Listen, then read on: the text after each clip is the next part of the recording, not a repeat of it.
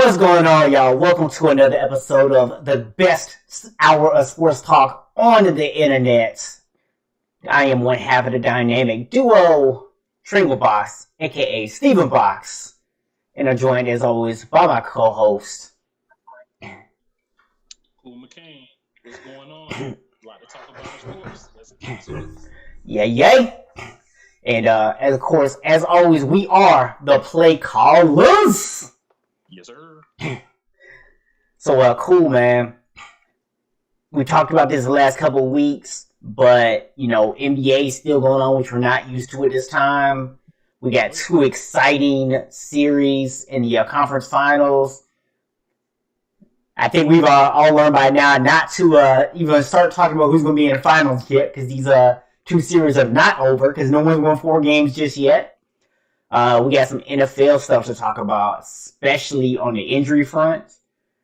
Oh, yeah. We got some college football to talk. We got a couple of new faces coming into the season, including the SEC starting backup play this week. So lots of exciting things to talk about, man. Where do you want to kick it off at tonight? Hey, man, let's kick it off with the college. Let's go ahead and dive into it. All right. So let's start, man, with the matchup that we have a personal interest in, and the match that was deemed to be apparently worthy of prime time. I'm still not sure why. It must be because of the Florida State Miami matchup.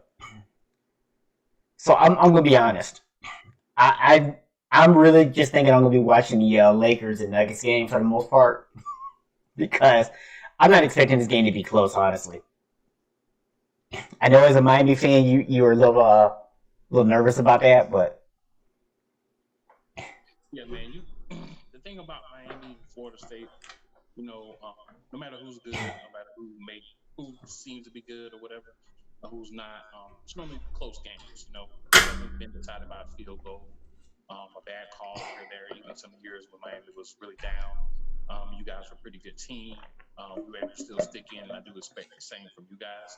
I don't have the same expectation you do. I think it actually will end up being a close game somehow.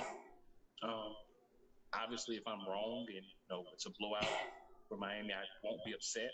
But just looking at the history of the actual games and not the win-loss total or anything like that, but actually the games, a lot of them have been pretty close, and I don't have an expectation that this one's going to be any different. I do love what we're doing right now. Rhett Lashlee has reinvented the offense. Looks way better than last year. We're able to move the ball really well on the ground. Derek King, okay in the air, but with the way we're running the ball, the things we're doing, it's not going to allow him to have the same stats as somebody that's in kind of like an air raid offense. But I think there will be some games where we're definitely going to need to rely on him. And I actually think Florida State's going to be one of those. So we'll see what happens. I'm anticipating a win, but not any. yeah, I would just say our offensive line did look improved last week or 2 weeks ago against Georgia Tech before we started having the injuries. We are coming off of the bye week, so a couple of things that are positives for us going into this game. A big negative and a big talking point is the fact that our coach tested positive for coronavirus and will not be on the sidelines for the Miami game, and has had nothing but virtual contact with the team all week. So that's another thing that kind of worries me about this game, is you're not even going to have your head coach on the sidelines. Yeah, it's crazy, man. I saw that kind of when it first broke. I was like, coaching from home? I was like, it's crazy, but I mean, the good thing is that we didn't have to not have a game, because obviously we missed the game. We got to figure out how to try to make it up, and our bye weeks are clearly different, so that would cause a little bit of a headache. So glad we get to play the game like when we expect to play. Everybody's hyped up for it, and as you said, guys have had 2 weeks to plan for us. Yeah, you're able to sit back and watch our game last week, figure out what we did well, what we don't do well. So I definitely expect you to come out and give us a run for the money. Yeah, and I will just throw in there real quick for anybody who maybe isn't too familiar with Florida State the last couple of years, and you're thinking to yourself, what are they gonna do without a head coach? I haven't seen this confirmed, but my assumption is Odell Higgins, who's filled in as the interim head coach a couple times the last few years, will probably handle those duties this week. Yeah, they had said who it was. I can't remember, but they had said they had a specific person who was going to be handling the duties. So I'm expecting them to, kind of take care of that. And I'm not really expecting a lot of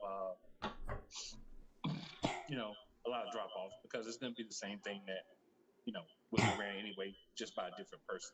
So I don't expect a lot of that to be a major issue. If anything, it may be motivation for y'all to just kind of be like, we don't have a coach. Let's go out there and play hard for coach, while he's watching at home. So if anything, it may work, in your favor. We'll see, man. But my prediction is Miami's going to embarrass us on national television, and this will be the last week I get to talk about Florida State football on the show.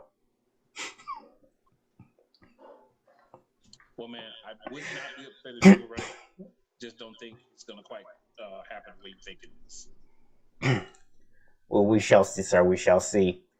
That So the SEC is also coming back this week, and I was looking over the schedule, man, and not surprising, it seemed like about half the SEC is ranked, and quite conveniently, all of the ranked teams are playing against unranked teams, with the exception, I think, like one matchup this week. So the SEC still found some way to get themselves cupcake games the first week of the season. Hey man, the SEC knows how to make cupcakes better than anybody in the world. You know what I'm saying? So you shouldn't be surprised if they elected to do so because that's kind of what they've been doing, for years. So continue what you always have done. So real quick for anybody tuning in, whether you're catching this live or on the replay, let us know what games are you excited to see this weekend. And also, something I'm going to be curious to see what anybody tuning in has to say on this is, where are we right now in terms of some of these schools coming back? Because we'll talk here in a few minutes about what's going on with the Big Ten and the Pac-12. But, maybe the ACC was not the smartest conference because they went ahead and started on time. And these other schools gave their university or their football team more time to really practice and prepare and get ready for the season. So, my expectation would be the SEC's had a couple extra weeks. They come out this weekend, they should look sharper out the gate than a lot of the ACC teams looked week one because they've had an extra couple weeks to actually prep and get ready for football. And we'll definitely talk more about that exact scenario in regards to the NFL a little later as well. Yeah, you have more time to practice. So you may look a little bit sharper, you may look better week one. But at the end of the day, the ACC is going to be able to get an extra game or two in, be more prepared, have more actual games that were played. So I think it'll balance out. I do think if you look top to bottom, the expectation will be that SEC is a much better conference. So hopefully the ACC with the extra time and getting on the field sooner can get guys more prepared and maybe surprise some people with some quality play later in the season. Yeah, for sure, man. So we did find out this week that the Big Ten is officially going to play, and then as of, I'm not sure if it was it today. I was going to say I'm not sure if it was yesterday or today that the Pac-12 actually announced they're also going to play. So peer pressure, man, peer pressure. Well, we talked about when it essentially happened at first. The whole thing was, we're going to cancel the season, and then once we do, once the Big Ten does, then Big 12 and the ACC and the SEC, they're going to cancel too. But the other two were like, no. We're still having the season. We get that we have this coronavirus, and we don't know a lot about it yet. We find out something that makes us change our mind, and we can always retract later. But we're planning on playing. So then once you got in that situation, you realize, hey, if you're anticipating winning a national championship this year or competing for a national championship, you better play. Because everybody's not going to follow your lead. So once that happened, it kind of got to the situation of we got to play and we got to play now. And I think from what I heard and read, I believe the Pac-12 is only going to do a 7-game season. And I think Yeah. the Big Ten is going to do maybe 8. I have to double Yes. check that, but I believe that's what I heard. That Um, off the top of my head, that sounds right. yeah. So you're going to play a little bit less as far as games go. Understandable because you're starting later. Um, but you had to make this decision to give yourselves a chance to be a national champion. Now, another interesting point of that is both of those conferences had some guys that opted out due to the timing that they were told, and some of those guys have now hired agents. Yeah. So now they're looking into giving provisions to those players to allow them to play due to this change. Yeah. I think that's something else that should have been discussed before you canceled the season and then elected to Yeah. do a 360 just because you realize, hey, we're going to lose money. We're going to lose this TV deal money. They're not going to put us on at that time because basketball is going to be on. So many different things happen that you had to kind of, do a 180. And, Yeah. you got to think about those long-term effects. I think personally, I think they did it too fast. I know we talked about this on the show even. I think Yeah. you jumped the gun a little bit as far as canceling the season. I thought the proper thing to do was to postpone and say, well, we're going to hold back. We're not going to start on time and kind of get some more data. But, you went a different route. Yeah. Now you got to kind of, switch it up, and it's going to be difficult just from a logistics standpoint. Yeah, I mean that was the thing, and you're looking at the Pac-12. They're talking about not even starting their season until November 6th. Is what I think I remember the date being. So that's a long time from now. I mean, let's be honest. The Pac-12 has traditionally been the team to get left out of the playoffs, anyways. So, I'm not sure necessarily sure that this ends up hurting them in terms of a national championship. And I don't say that as a knock on them. It's just that's the way that it's been. Just especially speaking, they've been the team. They've been the conference to get left out because you only get 4 teams in. There's five Power Five conferences. They're usually the odd man out. Which is kind of ridiculous if you ask me. If you're going to have 5 Power 5 conferences, you should have, a 16 playoff. Yeah. But, that I digress. Yeah. We'll touch on that some other show. Absolutely. So, man, college football, we'll kind of see. I think this weekend we'll kind of get a better sense of who some of the better teams are, who some of these highly ranked teams that are real and aren't real, and kind of get a sense of that. So it should be an interesting weekend of college football, and that's something we'll definitely talk more about as the season goes on. The best part about all this and the way that college is played out is we're actually going to have college football games into December. So, for once, we'll actually be able to talk college football in the middle of December still, which would be great. Yeah, won't complain about that. I think, watching college football, especially Saturdays, it's amazing. It's just something to do. It's great. I can sit down and just watch like Utah and Wyoming play. I really don't care. So, Yeah, and watching it, man. it's funny because for me, when it comes to the NFL, man, like I feel like I watch my Niners and I watch marquee games, but I'm not about to sit down and watch two sorry teams play football in the NFL. I just won't. But college, I watch pretty much anybody play in college. I don't care. It's kind of crazy the way that works, and I don't really have a solid reason why. It's just I just will. I just love watching college football. Well, too, man. I think for me at least, you get a chance to see some guys that you may see later on at the next level, and you get a chance to kind of, get a preview of what they can do at least against similar talent on the college level. The games are normally exciting. They're normally close or like a monstrous blowout that one team is just ridiculous, another team is just complete trash. Yeah. So, it's pretty exciting. It's always high scoring. You always get the great defensive plays. You always get some coach that gets mad and throws a tantrum at some point. It's just great, man. It's a must-watch TV, man. For sure, man. And one final thing I will say on college football in regards to talking about the Big Ten and the Pac-12, maybe moving a little too quick and canceling their season, assuming that everyone else is going to follow suit. Guys, did you not realize how important football is in the South? Did you really think that the teams in the South were going to put player safety and health over football? No, guys, come on. Yeah, that was a little last thing with college football is I'm interested in the rankings, right? Because you're now going to have to figure out where the Big Ten and the Pac-12 teams that you originally had ranked should go. So, are you going to drop other teams? What are you going to do? Because you have Yeah. rankings out now that just show the teams that are actually playing because those conferences said they weren't playing. So I'm curious to see how that's going to happen. And like my team, we're 15 right now, right?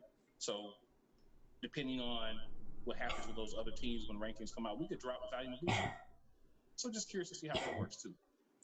I believe when I was looking at the schedule earlier, I believe they had y'all at 12. Oh, yes. I'm thinking about last week. Yeah, we were until we won. We beat 17, so we jumped to 12. You're right. Yeah. So we're gonna definitely have some NFL to talk a little later in the show, man. But we got to flip over and talk some NBA, man. Yes, definitely. So right now we are in the conference finals. Both series are 3-1. The Heat and Boston are right now playing. They should have tipped off about 15 minutes ago, but at the same time that we were kicking off, and they're trying to close them out tonight, man. Miami's trying to close it out. So my question is, do you think it's going to happen? Do you think that Boston can extend this series out tonight? I think Boston can, but I don't think they will. If you listen to Game 4, after the game, you had Tyler Hero. They interviewed Bam Adebayo, different interview, and they were talking about closing out the series for Jimmy Butler, getting Jimmy Butler for the first time in his career to the NBA Finals. They have motivation. They have a clear reason why, and they're ready to get there. Jimmy is their leader.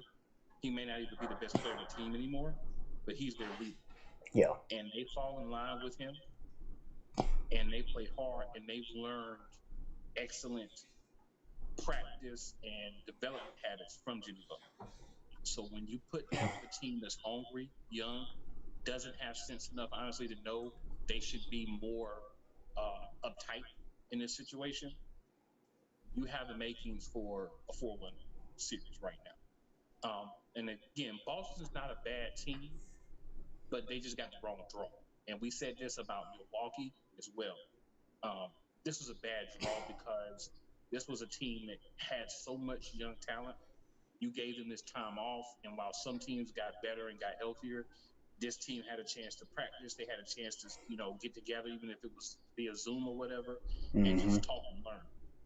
You have a great leader in Jimmy Butler. He has a certain leadership style, and it resonates with these particular group of young players. Yep. And you have a coach that does not get the credit he should. So you have all the pieces that you need for this team to close out and to go on and challenge whoever comes from the West. And I think that they're going to go ahead and take care of business tonight. I could see a scenario, and what I haven't seen in the game yet, of course, because we're on. But I could see a scenario on the flip side where maybe closing out kind of makes some of those young guys tense up a little bit, and maybe they don't play as well as they have been, knowing that this is a important closeout game, and that could extend the series. But if everybody goes out and does what they've been doing, I don't see why they can't go ahead and close Boston out. Yeah, and my thing is when I look at this series, I feel like Miami is playing so well defensively. And what I feel like with Boston is they don't have anybody who's really stepped up and taken over the series. They've had some guys who have played solid, but they haven't had like that go-to. Like, we're talking a little bit about the Nuggets and the Lakers, but in that series you have guys who have actually stepped up, and it's like Jamal Murray in particular has really like stepped up and put the team on his back when they needed buckets. And I haven't seen that with Boston. Like you'll have guys who step up every now and then, but they don't have that person who consistently steps up and says, "Hey, I'm going to put the team on my back and make sure we win this game." And it should be Kemba, but he hasn't really stepped up the way he needs to make that happen. At least not consistently. Yeah. it's hard to say. It just feels like something's off with Boston. I think maybe Hayward's supposed to be that guy, but he's just getting back from the injury. Just had the baby born. He's probably a little distracted. Yep. But you want those guys to be Jaylen Brown and Jason Tatum. It just hasn't consistently been in this series. You know, I think it's a similar situation in mind state-wise to me to Denver, but they just have some guys that just are like, we just gonna go all out.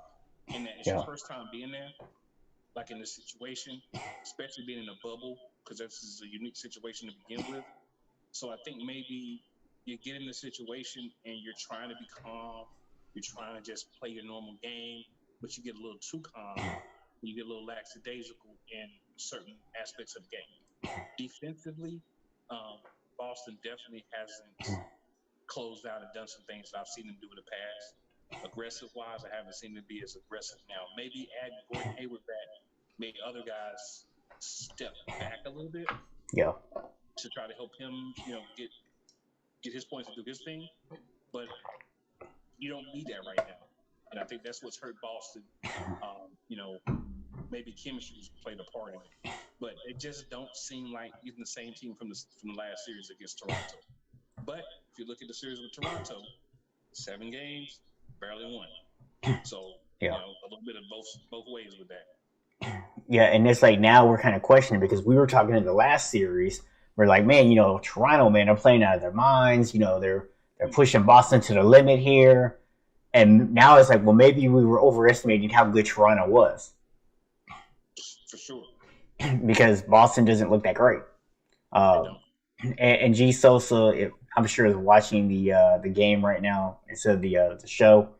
But if you catch us on a replay, man, we'd love to hear your thoughts on what is going wrong for Boston. Win or lose tonight, just want to hear, what your thoughts are since that's your team, what you think the problem might be. Exactly. And if anybody, I want to hear from y'all too. Yeah, let us know what y'all think is going right, I guess, right? Yeah, I mean, the thing I think that's really surprising about Miami is no one expected them to be here.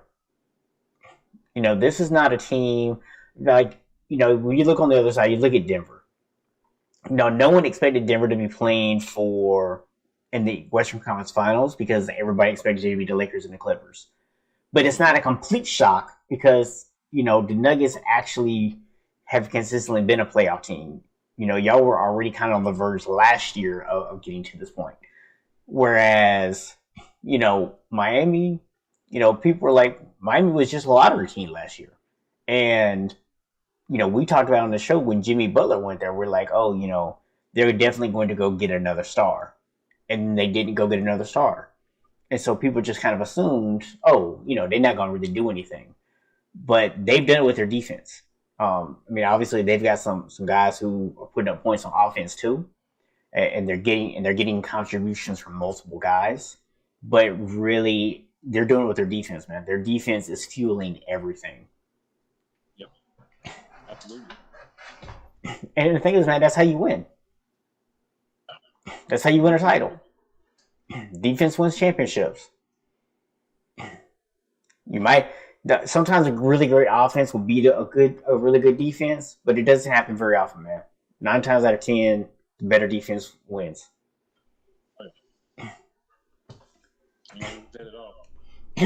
So, man, let's flip over to the series with our teams in it.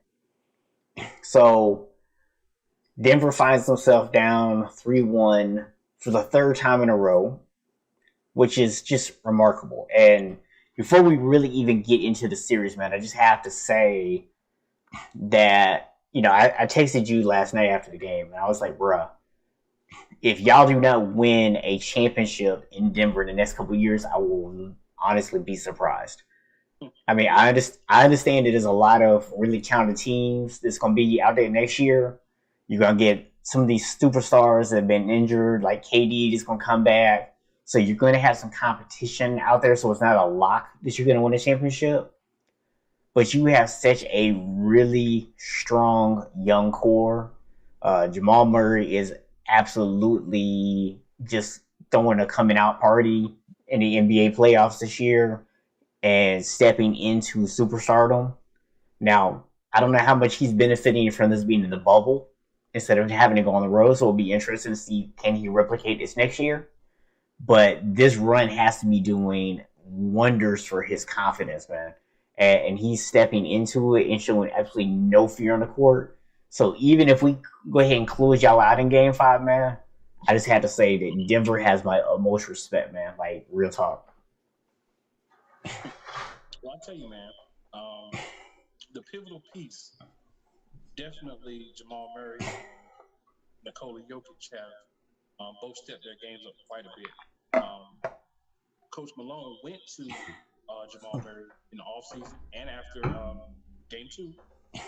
Reminded him what he said in the offseason, which was essentially, man, you have to be a superstar. You Yep. have to play up to your potential. I see the potential, but you have to show it on the court consistently.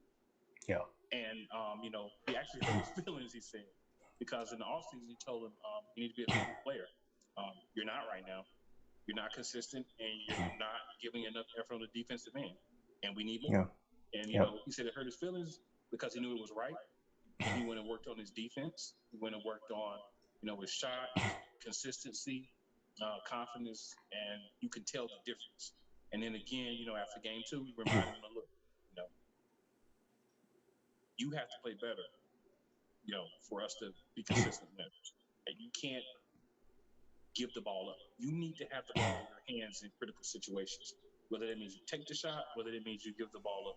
You need to be a dog. Yeah. And he's been doing that since then. Credit to him for accepting it, and credit to him for switching the mindset, because it was mindset. It was all mindset. Yeah. I think big pieces for us, though. The biggest piece for us going forward is Michael Porter Jr. Yeah. This kid is a offensive monster in the making, but he is killing us on defense.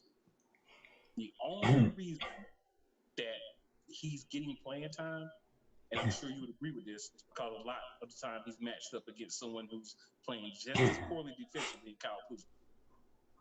So it ends up being a situation where you got two guys who are not giving you hardly anything defensively, who can give you a little bit more offensively. And for both guys, because I like Kyle Kuzma. I think he's a guy, when there was no one else there, he was able to kind of be, like an alpha on that team. I think that he can do things, but it's number one difficult to adjust as a young player playing with a guy like LeBron and Anthony Davis too. And then on the flip side, Michael Porter coming into that situation when Murray and Jokic just are sitting in front of his eyes. So those are two guys that I think will be stars, maybe stars in the future. Yeah. But they have to give way more of the defense, both of them. Yeah, the thing that's frustrating with Kuzma is he actually plays good defense sometimes. So you see the little like flashes of what he can do defensively. Yeah. But he's just not consistent with it. And he makes still a lot of young boy mistakes on the defensive end. I can forgive his lack of offensive output because it can be hard to find your place and get into a rhythm when you're out there with guys like LeBron and AD, and then you got a couple other guys on a court who can also create their own shots, who are getting the ball, and so you're not getting a lot of opportunities to go out there and score. So I can overlook your offensive struggles, but bro, especially if you're not really doing that much on offense, I really need you to be out there contributing on defense. Like look at Caruso. Caruso doesn't go out there and explode on offense. A good game for him is like 10 to 12 points. Yeah. But Caruso a dog out there on defense, man. He's not the best defender in the world, but he's going to dog you the whole game. He's going to do everything he can to try to slow you down. And that's what it comes down to, man. I mean, we got Rondo over here, Rondo's been in the league, 16 years now? And he's putting in more defensive effort than Kuzma. Yeah, I mean, you look at Denver, you got guys like Monte Morris, Jeremy Grant, you got I believe it's Miles Plumlee, Mason, one of the Plumlee guys. I always get them confused. So you got guys that get after and maximize what they can do. Yeah. You've seen Jeremy Grant a lot of times have the matchup against LeBron or Anthony Davis. Not a matchup I would want if I was him, but I mean he's performed in my opinion. Yeah. You can't stop those guys. They're top 5 players in the league in my opinion. Right. So you can't completely stop them. Worst case, top 10. You can't stop them. You can only hope to contain them. And he's at least contributed to trying to contain those guys.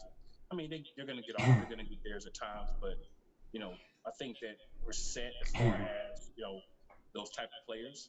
It's just a matter of consistency. Denver, in the first round, especially, I was hot with Denver. I'm telling you, man, because I hate it when I see a team come out and give no effort. And the first round, there was like game 2 and game 3, there was no effort. Yeah. And that's what, really pissed me off about them during that time period. But after they got over that hump, I'm like, okay, they're going to come back and, use the momentum. They get back in the same situation again. 3-1. Yeah. What are you doing? They start winning games. I'm like, can these dudes actually do it again? They do it again. This series, I will say game 1, we kind of packed it about halfway through the fourth quarter, but we weren't coming back. They got in Jokic's head, and you guys were playing really well. And we just, sometimes you gotta live to fight another day. Yeah. But I think game 2, we really came with it. In the second half, you guys managed to get the win. Right? It is what it is. Game 3, we came out. Look, man, we're not going down 3-0. It's not gonna happen. We willed ourselves to a win. Game 4, we could have won.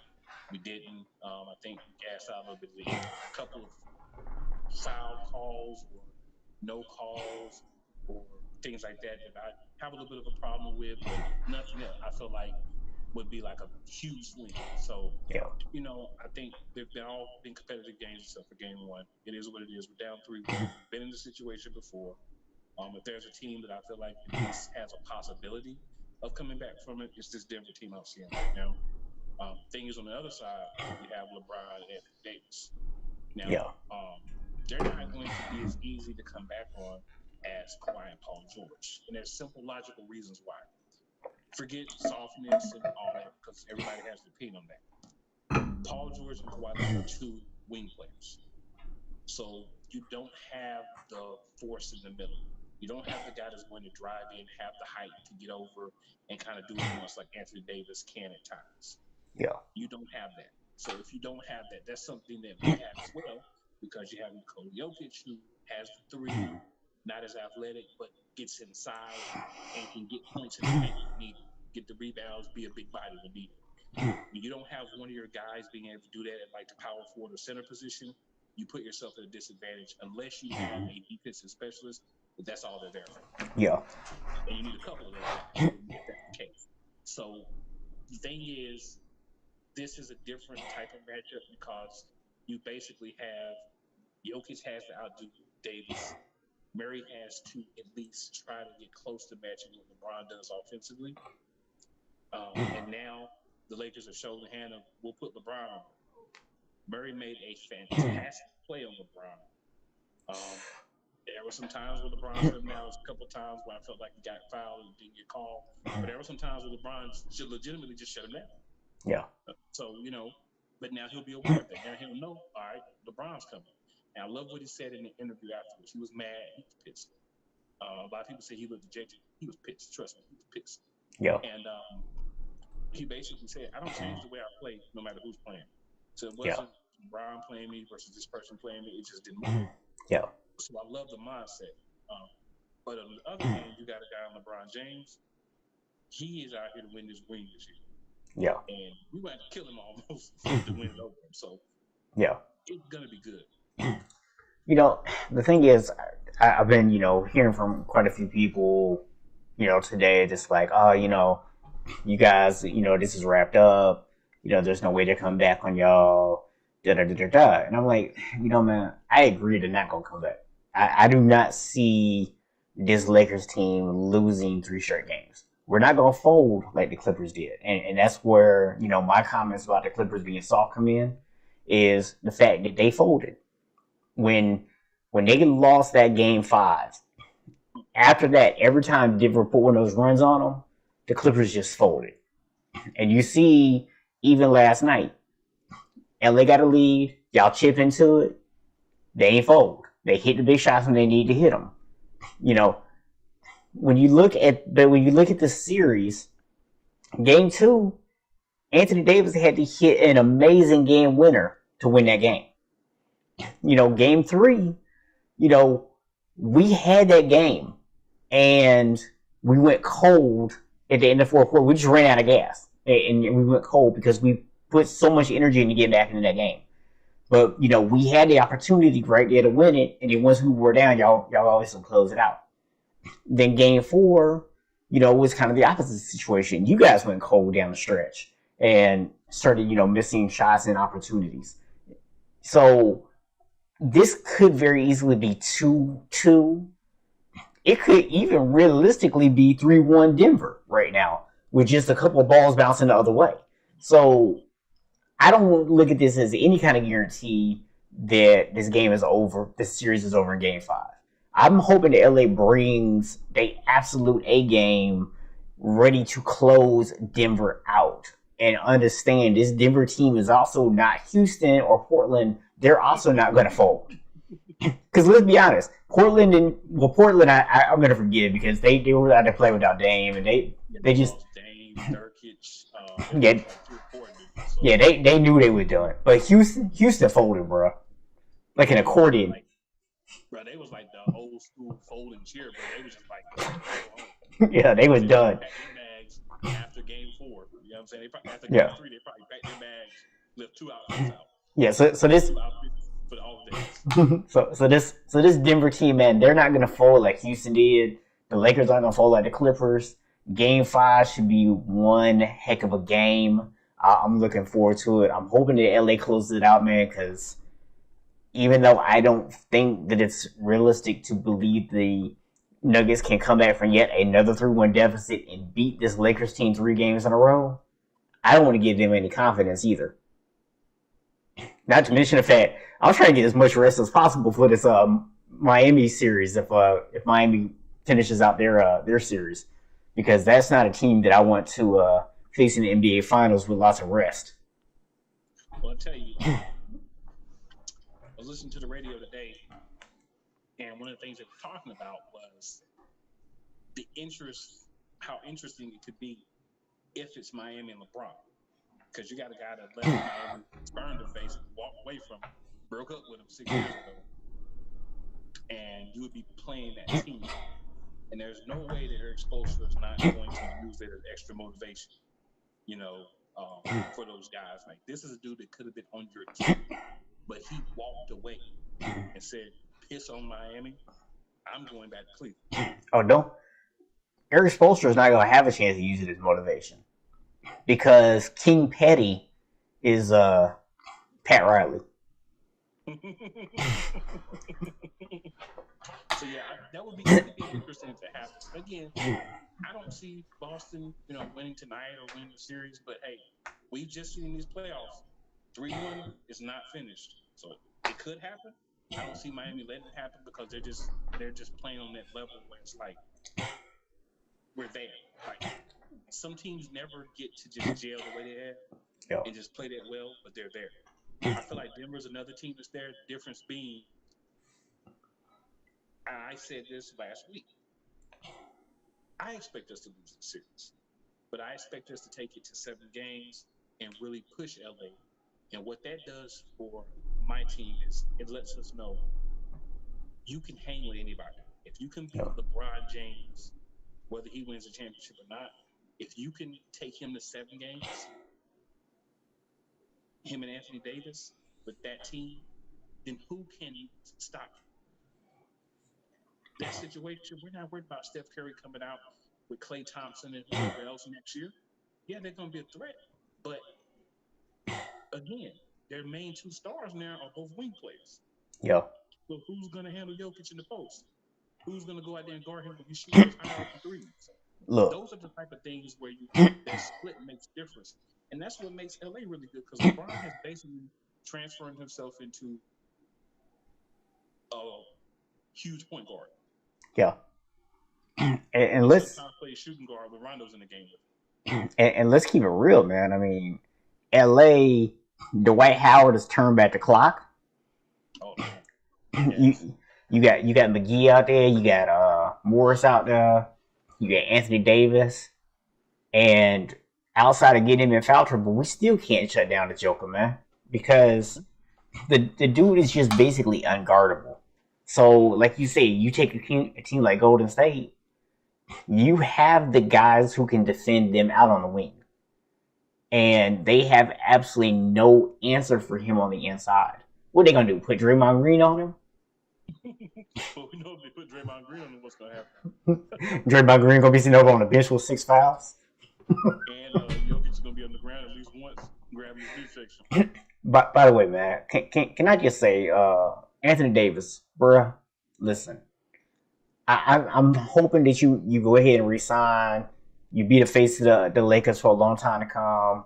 We get another superstar to come play with you after LeBron. But bruh, could you please stay off the ground? I have never seen somebody spend so much time on the ground every game, bruh. I'm like, dude, stop falling down. Now, one question I have for you: are you concerned with his ankle? Because he clearly hurt his ankle, and it severely limited him at the end of that game last night. So yes and no. Uh, he was asked about it. He said he'll be fine. I have to at least take him at his word for right now. But it is obviously a concern, and it's more of a concern if we do not close the series out in Game 5, because maybe he can get it through, then get a couple of days of rest, and kind of get it back right. But if he has to keep going out there every other night and playing on an ankle, because I think you could go out there and you know this from experience. You can go out there and you could take the ankle up good enough to get through a game. But if you're repeatedly putting that pressure on it, at some point, something bad could happen. And so that's really where my concern more with the ankle is. It's not necessarily for Game 5, but if we don't close the series out going into Game 6, Game 7, that's when I start to really get worried about it. And by the way, I just want to say, I don't know how that was a foul. The dude was turned the other way when he hit the basket, and Davis happened to come down on his foot. Like, literally, he was not even looking at Anthony Davis. Bro, there was a couple. It was like I told you, man. That game was weird because I felt like the refs were consistent in terms of calling fouls on both teams, but they weren't consistent on what was a foul, and that was problematic because it was like, okay, there was another play where a foul got called against us on y'all, and I forget who it was that they called the foul on, but it was the same situation. His back was turned to the offensive player. I'm like, how do you foul somebody with your back? like, was it like a scapular foul or something? He was like rotating his shoulder blades back. The foul on us that I thought was funny was there's no way you don't call that if Anthony Davis doesn't land on you. No. Like, there's no way you can even try to call a foul if it doesn't happen. No, but, whatever, whatever. Yeah, I mean, there was definitely some questionable calls. Like you said, none of them were the deciding factor in the game. Like, none of them were so egregious that it's like, oh, that's why we lost. We couldn't possibly overcome that. But there were some definite missed calls. I think there was a couple of missed calls or incorrect calls both ways. Like you brought up the Jamal Murray or the continuation there in the fourth quarter. There was a couple of those for the Lakers as well that I thought should have been continuation. But then there was one in the third quarter, the few minutes he played before he got weird fouls, and then Murray had another one as well. So there was some. It's unfortunate that at this stage of the bubble that we can't at least be consistent. Like, if you're gonna, my biggest argument always is with referees is just be consistent. Yeah. If every time somebody's back is turned, you're calling a foul, cool. If every time someone's going to the hole and they get hit on the arm, you're not calling it, you're letting it go, cool. But if you're going to start calling it, then you need to call it. If you're not going to call it, then don't call it. But don't pick and choose what you are going to call. I feel like they happened a little bit last night, but it is what it is. Game's over. There's no going back and saying, "Oh, the ref was wrong." We're going to give you the extra points. So it is what it is. Yeah, I mean, and I agree. That's always been my big thing. It's like when it comes to referees, especially in an NBA game, you know, I don't care if you call good calls or bad calls, as long as you call them consistently. Once the players understand what's a foul and what's not a foul, they should be able to play the rest of the game with that understanding. You shouldn't be changing the rules every 5 minutes. Pretty much. But yeah, man. So we could talk NBA another 30 minutes, but Yeah. definitely need to hop into a little NFL here. Dun, dun, dun, We got dun. a whole slew or plethora of injuries. Well, we got slews and plethoras. Wow, that's Yeah, man. break out y'all dictionaries. So so tell me your thoughts on just why you feel like there's so many injuries, happening to players.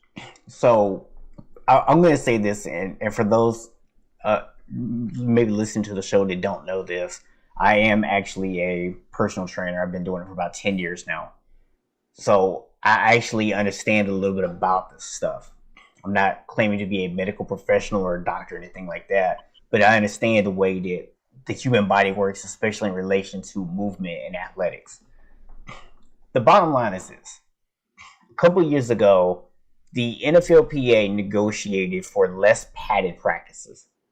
And as a result, you had guys who were not getting hit in practice. They weren't going out there having to run in full equipment. They weren't out there doing the things they're going to be doing on game day. And then, not surprisingly, we started seeing more injuries pop up. Well, this year was even worse.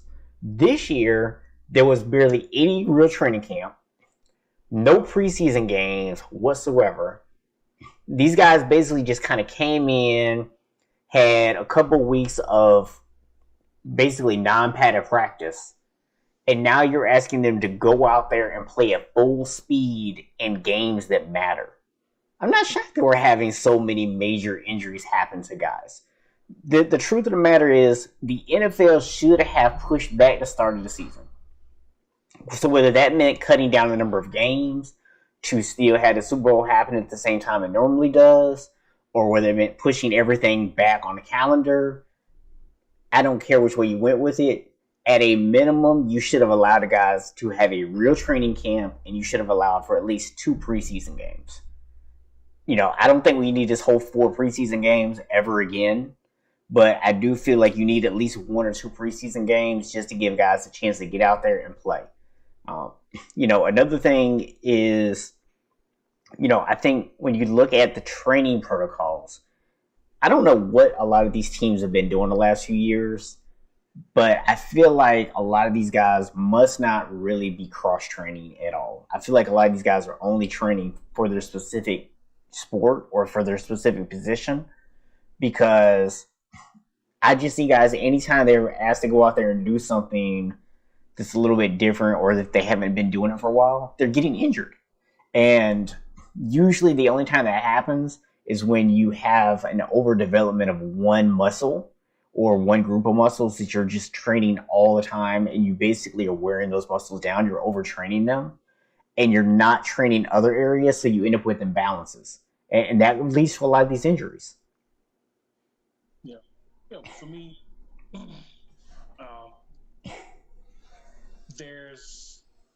I think you look at it and you say to yourself, there was a built-in week you could have easily taken because you have that break between the Pro Bowl and the Super Bowl.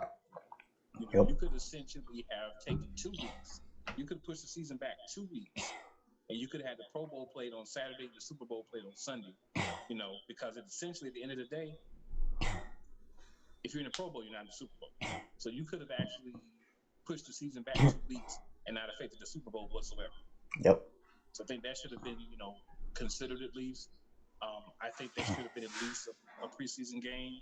I agree with 2, but at least 1. But money talks. At the end of the day, these contracts are in place with these teams and these owners and these networks. And if you push the season start back, they don't have anything to put into those slots that's going to get the same numbers. So, I think all those things played a part in it. Definitely injuries. I don't think because you didn't have the camps, these guys had trainers and were probably told what exercises to do. But you're at home, you're doing it yourself in your own gym. So if they say, oh, do 10 reps with this, you might just do 5 and I'll use the other on this. So, no one's there to physically hold you accountable. So, Yeah. there may have been some things with that as well. And I think, too, just not getting the contact is a big thing because you're not used to, being hit, like you said, having the pads on, all those things. And, people may have other concerns or things that are going on as far as their family, them going home to their family after having played and been around other people that could have the virus. So you never know. But it is something I expected, to be honest. We talked about this before the season started. That's the reason why we normally are in a money league. It's not a money league this year because there was no way to do that and be reasonable. We felt with the way things are going now, as far as injuries, not having that whole preseason to kind of work the kinks out. Yep. So we saw this happening over a month ago. Yeah, we did. If you look at your games last week, we talked about Cincinnati and Cleveland. You can go through most of the games and you know why it happened. New York and Chicago. New York lost Saquon Barkley. They clearly going to use that game. Atlanta and Dallas. Atlanta clearly stinks. Especially on special teams. The thing with Atlanta is whether they're doing it purposely or not, they're probably going to end up with a really good quarterback because they're probably going to suck so bad they're going to be in the run for the number 1 pick. They're probably going to get it. They're that bad right now. Like the way that they just have not been prepared to play NFL games. If the Falcons end up with a top 5 pick, they better use it on some offensive line. You better get a quarterback too, because real talk, Matt Ryan doesn't have so many years left. It doesn't hurt to go ahead and get a replacement while you can. We look at Green Bay and Detroit, excuse me. We said who was going to win that game. We knew who was going to win that game. Clearly, Green Bay was the better team. Clearly, Green Bay was going to win that game. There was nothing Detroit was going to do to change that. Jacksonville and Tennessee. Thought Jacksonville would win the game. You said Tennessee would win the game, so you were right. It was tight. It was one of those where it could have went either way. It so happened that Tennessee got the win by field goal. Buffalo and Miami. Not a shot. We both said, well, clearly the better team. Y'all in New York, even with your plethora or your multitude, to use a different word, of injuries, you guys were able to still, get the win. The Jets are another team that will be in the running for a top pick probably. Yeah. And they definitely should get an offensive line or a wide receiver. Or a quarterback. Carson Wentz, you got to get it together because you stink. Period. There's other problems, but you stink. And you can't win if your quarterback stinks. You can overcome other things. Your quarterback stinks, you're going to suck. Denver and Pittsburgh. Clearly, Pittsburgh's the better team. Roethlisberger looks at least like most of his old self. So there are going to be a lot of teams that are not that good. Just point blank. And let's not forget that Denver also lost their starting quarterback. Yeah, so that's what it is. Carolina and Tampa. Tommy Terrific was not going to lose 2 games in a row. It's not going to happen. Yeah. So Tampa Bay was going to win. Clearly, Washington was not that good. We stunk. We acknowledged that after the game. I acknowledge that. I continue to acknowledge that we stink. And Arizona showed Washington that you're still just a football team. Not really. Kansas City, of course, better than the Chargers. The fact that they game went to overtime was shocking. But that's a testament to the Chargers and them being able to impose the way they play because this was a 23-20 game. That's a Charger score, not a Chiefs score. The Chiefs go down the field, they load up on yards and points. They weren't able to do that against the Chargers. Maybe we found a blueprint for other teams to use effectively against Kansas City. We'll see. But by the way, real quick on that game, did you hear what happened with Tyler Taylor? Yes, I did. That's crazy. So for those who did not hear, uh, he had the issue with his ribs. He was supposed to get a simple pain injection for his ribs. Very standard thing. They do it all the time. And the doctor actually punctured his lung with a needle. That's like, bruh, seriously? And we just talked about the players needing more practice time. Does the doctors need more practice time? That's crazy. How you punch up somebody's lung trying to get them a pain shot for their ribs, bro? He'd be better off just being in pain. That's crazy. That man's gonna be out of depth because this is not something you can come back perfect. Right. Let that lung repair itself before you do it. Yep. His season might be over. Yep. Houston and Baltimore. Clearly, Baltimore was a superior team. They showed it on the field. It is what it is. Not a surprise. Right. You know, the game that surprised me the most this week, and obviously New Orleans and Las Vegas, I saw that going a little bit differently. But kudos to Las Vegas and Waller. Thank you for the fantasy football wins. You couldn't pull it out for me in one league, but that wasn't your fault. That was Kirk Cousins' fault. But Seattle and New England was an amazing game. Cam Newton and Russell Wilson went back and forth. And Cam showed that he still has it. Yeah. And when you need him to, he can launch that bad boy all over the field. And I love the fact that one of the things I always said about Cam Newton, watching him here in Carolina, he doesn't need a number one. He just needs guys with reliable hands that can make the catches when they come to him. Yep.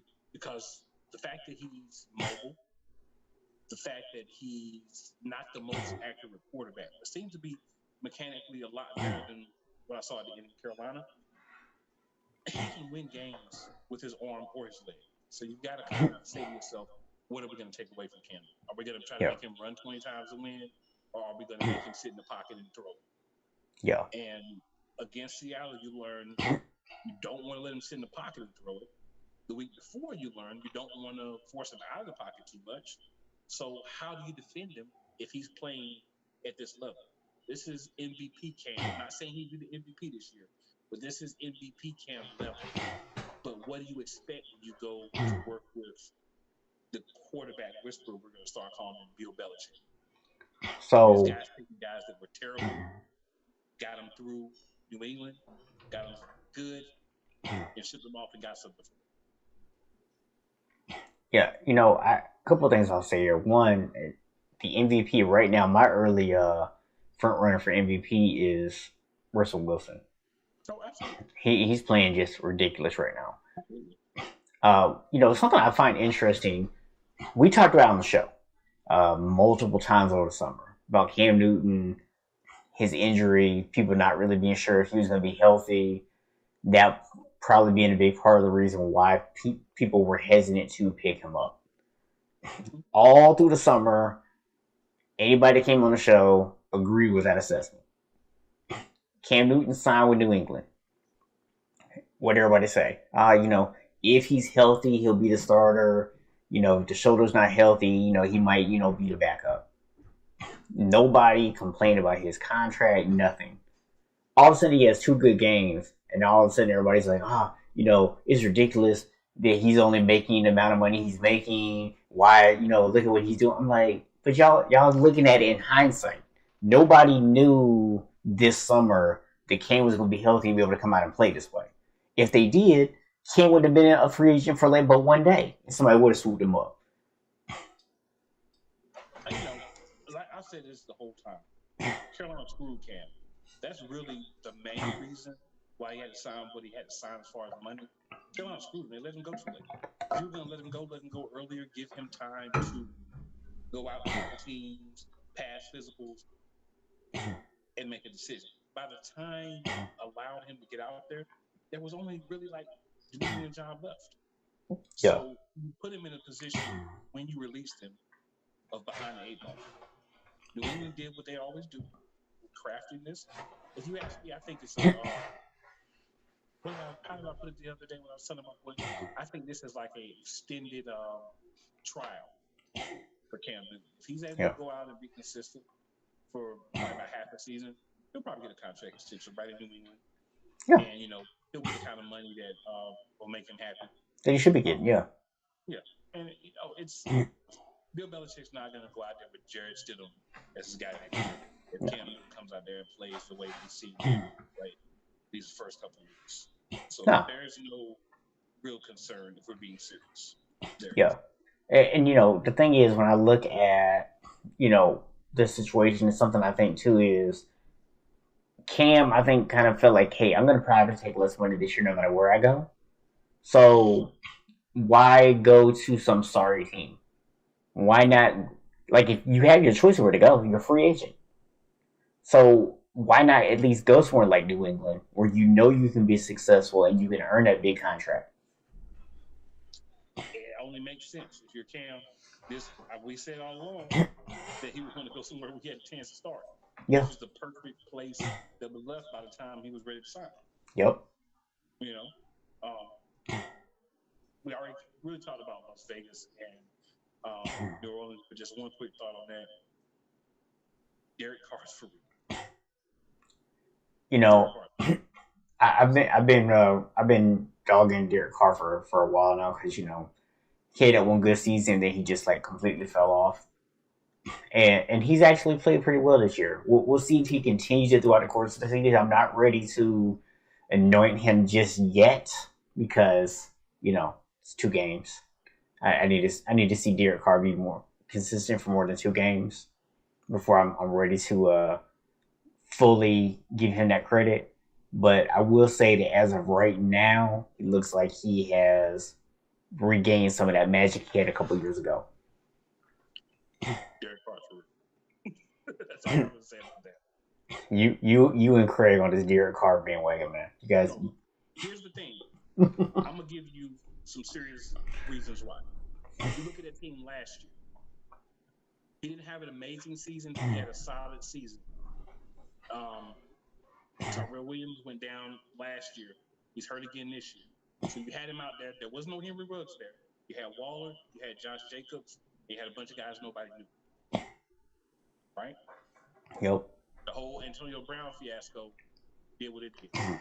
He still came out and had a solid season with that.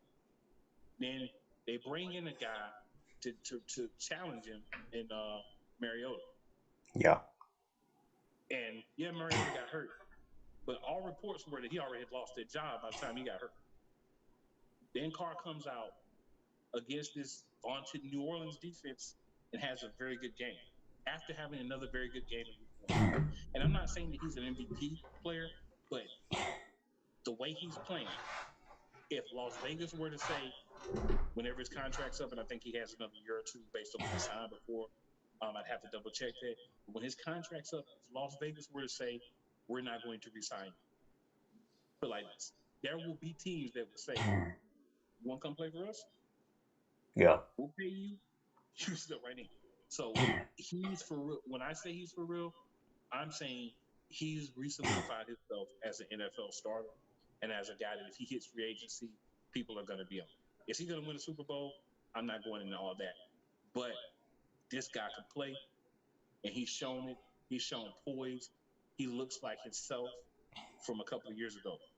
And I saw the beginnings of it last year, but I went to hold off and see what happens. He's come out firing on all cylinders. He didn't have a camp either. Yeah. He didn't get to work with these receivers like either. He didn't meet people in the park and throw with them like Tom Brady. This is impressive what he's doing so far, and I believe he can keep it up. Now, will the team be successful? That I don't know, but he's for I will just add real quick, somewhat related. Josh Jacobs is an absolute beast, man. Monster. Just ridiculous. But, all right, but we're actually already over time, man. So let's go ahead and finish out our recap, and then we gotta do our picks, man. We gotta do our picks, man. We're getting there. Thursday night, Miami and Jacksonville. Miami won the game. Ryan Fitzmagic did what we always said he does. He had that game where he looked like old school Fitzmagic. Yep. Stats wise, Jacksonville actually had good stats. James Robinson, who you picked up in one of our leagues, but I grabbed the stats for the other ones. Really good week. Thank you, James Robinson. Yes, I'm thank going you. to need that. Thank you very much. Appreciate you, James. I'm going to need that. And that's pretty much it for the games last week. Won't take a lot of time here, but we would be not ourselves and not doing you guys a service if we didn't go over our picks for this week. So we'll do them, pretty quickly. We'll give a lot of explanation due to time, but Chicago at Atlanta. Chicago because they're playing Atlanta. That's me. That seems reasonable. Yep. We have the Rams at the Buffalo Bills. This is an interesting one for me. I'm going to go Buffalo. I am too. Josh Allen is playing really well since getting Stephon Diggs, so I'm going to go Buffalo. And next game is one I think is actually going to be a really good game because the two teams are on the same level. The Washington football team against the Cleveland Browns. I'm actually going to go with Cleveland in this game in a tight. I'm going to go with the football team, just because I wanted to say the football team. All right, then we have Tennessee and Minnesota. It's a tale of two Kirk Cousins. He had a hard week last week. He normally has a really good week after that. But I'm still going to go Tennessee. Yeah, I think Tennessee's defense. Stephon Diggs, when he was in Minnesota, didn't necessarily catch a lot of passes, but it's clear the impact he had on the offense. Kirk Cousins has looked like crap without him. Running game hasn't really got off this year either. Yeah. That's a big difference. So we got another should be really good game. Las Vegas Raiders, New England Patriots. I'm going to go Patriots. I'm going to go with Derek Carr and the Raiders. The Raiders. I'm going with Cam Newton in the hoodie. All right, so then we got San Francisco and the Giants. You have injuries. Saquon's out. I'm going to go with the 49ers. So I'm just going to make a quick comment on this game because here's where I'm thinking. So San Francisco should win this game, even with all of our backups in pretty much.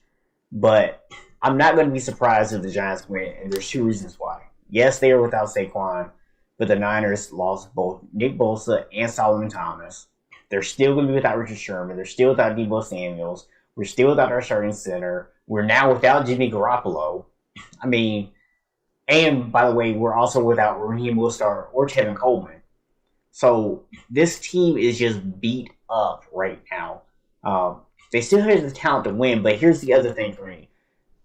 After the Jets game, a lot of 49ers players and coaches were complaining about the field feeling sticky to them. And they feel like even though the NFL has said that it's fine, and even the NFLPA when they looked at it and say, yes, it's fine, the players still felt like it contributed to those injuries. They've been watching the teammates hobble around on crutches or whatever all week long. I worry that they're going to have to go out there on that same field again this week against the Giants, and that's going to be in their mind. And you and I both know that if you go out there and you're apprehensive, not only are more injuries likely to occur, but you are likely to make more mistakes because you're hesitating and you're thinking too much. So I'm not actually going to be shocked if San Francisco loses this game because I worry about how much the field is going to be in their head. But they should be able to win just from a talent standpoint. That if we lose, that's why I think it's going to be the major contributor. I'm simply going to say you played this team last week. They just had on different jerseys. Like I said, we should be able to win, man. And then we have Cincinnati and Philadelphia.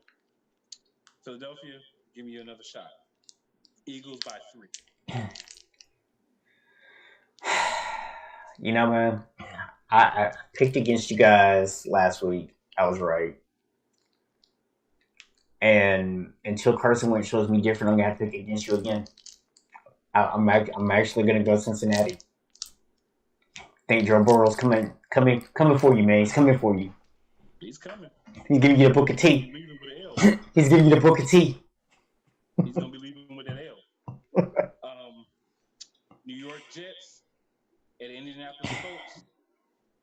Honestly, you could just pick one. The Colts. I'm gonna say the Colts just because I firsthand seen the Jets. All right, then we have the Houston Texans at Pittsburgh. I'm gonna have to go Pittsburgh. Houston. It's just not right. Something's just not right. Houston, we have a problem, and it's called DeAndre Hopkins is in Arizona. All right, then we have Carolina, the Panthers, at the other LA team, the Chargers. I'm going to go Carolina.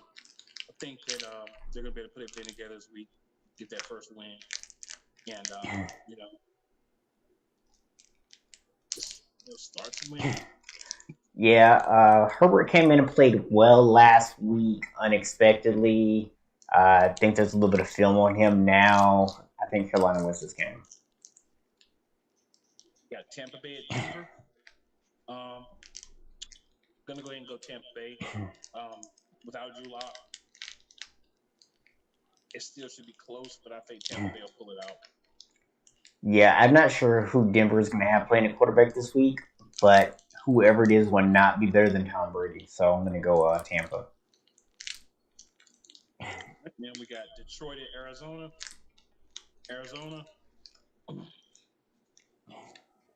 Yeah, Arizona. Yeah. We got Dallas at Seattle. We got Green Bay at New Orleans. I'm actually going to go Green Bay. It's fine, man.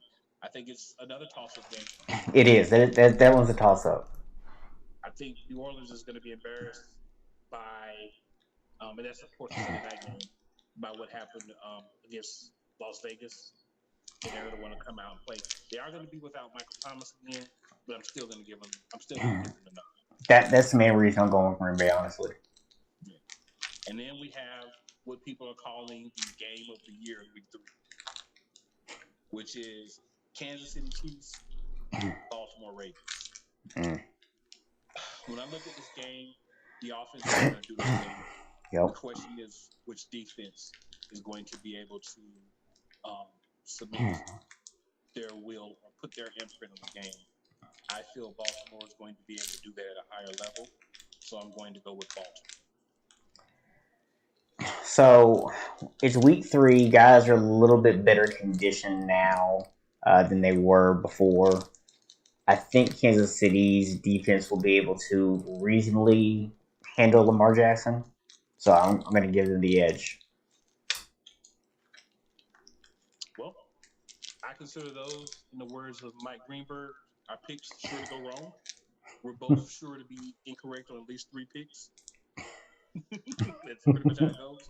But, it's fun to pick. Who knows? We might have a week where one of us is actually 100% on. If that happens, it would be a shock. But, hey, the important thing is we're back in football season.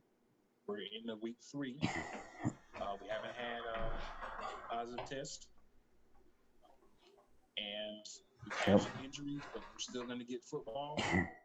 And I'm pretty excited. Absolutely, man. How about you? I'm pretty excited. Absolutely, man. Guys, we say this every week. So serious. Replay or live. You have comments, you have feelings on what we're talking about. You agree, you disagree, you have another perspective. Give it to us. This is pretty much us doing the show, including people. We say this a lot, but just want to continue to try to make it clear. This is a show for the people, by the people. We're fans just like you guys. We're not some experts that have connections with every team and all this insider information. We're guys that love sports, do our research, get on here, try to give you guys something. Hopefully some weeks we get that interaction that makes the show a different dynamic. I understand every week we can't. We're in the NBA Finals. We got in Major League Baseball. We got the WNBA Finals going on. So a lot of different things going on. But if you catch the show live or you see the replay, definitely leave your comments. Let us know what you're thinking. If you can catch us live, we'd love to interact. Absolutely, man. And just to kind of add to that, if you've got somebody at work that you talk to about sports all the time, and you're thinking like, man, I don't even know why I talked to this dude because he's an absolute idiot. He doesn't know anything about sports.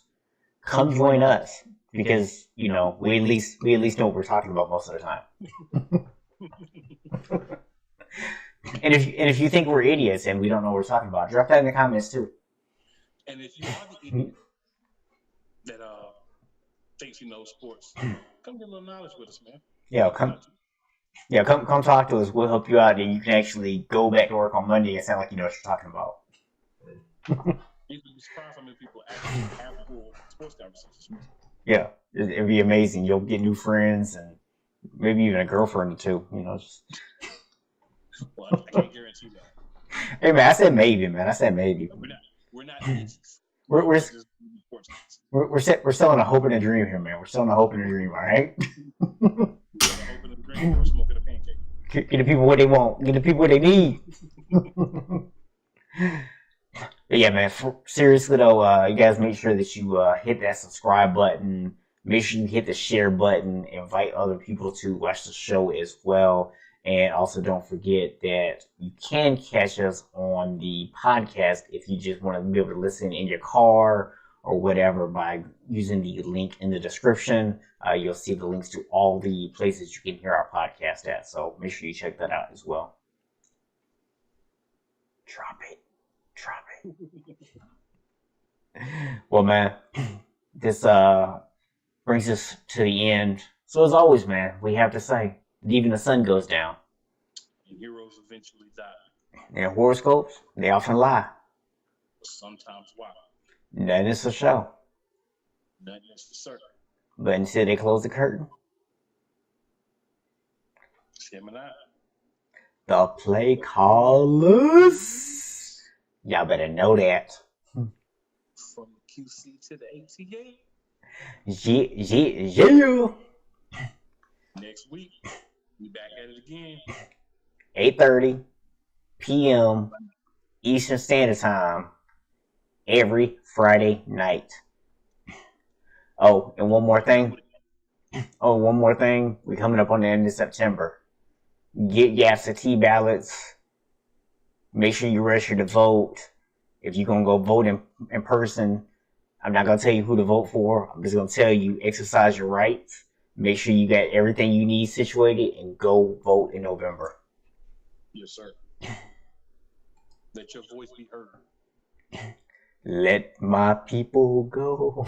Oh, and also, in the next few months, we got another milestone that's going to be happening. Oh. Know what that is? Our 1 year anniversary? We'll be coming up on the 1 year.